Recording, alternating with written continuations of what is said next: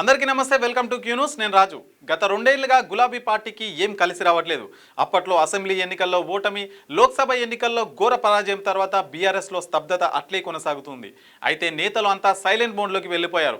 కారణాలు ఏమైనా మాజీ ముఖ్యమంత్రి కేసీఆర్ ఫామ్ హౌస్ నుంచి బయటకు రాకపోతుండడంతో క్యాడర్కి పార్టీ నేతలు అందుబాటులోకి లేకుండా పోతున్నారన్న విమర్శలున్నాయి.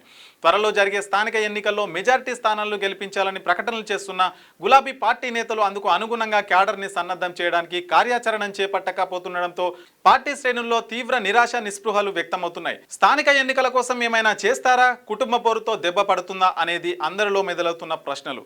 అసలు ఏం జరుగుతుంది లోపల తెలుసుకునే ప్రయత్నం చేద్దాం. Welcome to special story.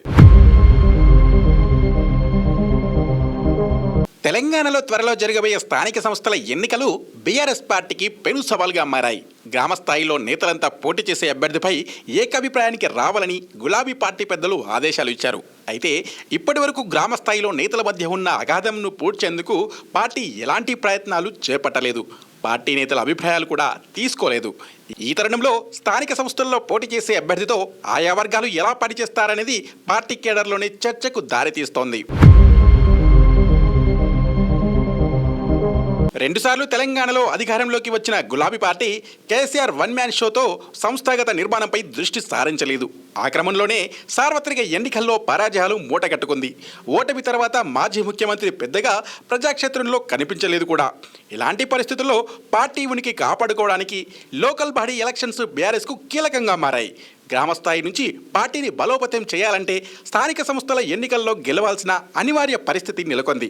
ఈ గెలుపుతో పార్టీ క్యాడర్లో నూతన ఉత్తేజం తీసుకొస్తేనే భవిష్యత్తులో పార్టీకి మనుగడ అంటూ అధిష్టానం సైతం భావిస్తోంది. అందుకు అనుగుణంగానే ప్రణాళికలు రూపొందించే ప్రయత్నాలు చేస్తోంది.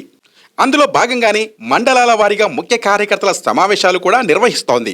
కానీ గ్రామస్థాయిలో ఉండే నేతలు ద్వితీయ శ్రేణి నాయకుల అభిప్రాయాలను మాత్రం తీసుకోవడం లేదని పలువురు బహిరంగంగానే అభిప్రాయం వ్యక్తం చేస్తున్నారు.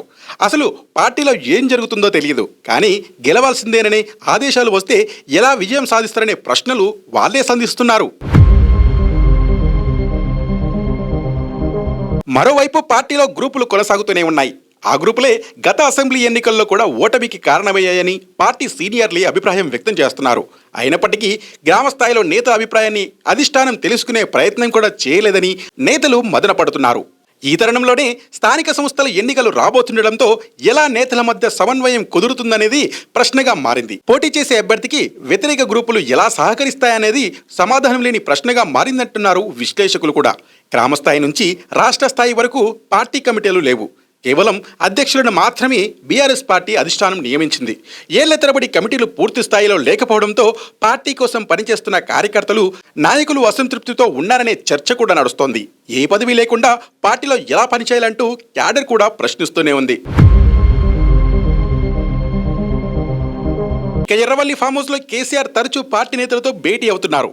నేతల మీటింగ్లో ఏ అంశాలు చర్చిస్తున్నారనేది బయటకు చెప్పకపోయినా కేసులు, ప్రాజెక్టులపై చర్చ, విచారణ కమిషన్లను ఎలా ఎదుర్కోవాలి, పార్టీ మారిన ప్రజాప్రతినిధులపై ఎలా ఫైట్ చేయాలనే అంశాలపై చర్చ జరుగుతున్నట్టు నేతలు ఆఫ్ ది రికార్డుగా చెప్తున్నారు.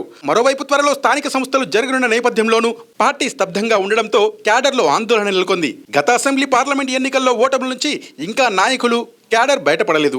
వారిలో జోష్ నింపేందుకు పార్టీ సైతం ఇలాంటి కార్యాచరణ ప్రకటించకపోవడం గందరగోళాన్ని పెంచుతోంది. అయితే ఫస్ట్ గ్రామ స్థాయిలో పార్టీ నేతలతో ముఖాముఖి నిర్వహించి సమస్యలను తెలుసుకుని గ్రూపులకు చెక్ పెడితేనే స్థానిక సంస్థల్లో పార్టీ అధిష్టానం ఆశించిన విధంగా మెజార్టీ సీట్లు వస్తాయని, లేకుంటే పార్టీకి గడ్డుకాలం తప్పదంటూ పలువురు సీనియర్ నేతలు అభిప్రాయపడుతున్నారు. ఆ దిశగా పార్టీ చర్యలు తీసుకుంటుందా, లేదా లేకపోతే స్థానిక సంస్థల ఎన్నికల్లో కూడా గులాబీ పార్టీకి పరాభవం తప్పదా? చూడాలి మరి.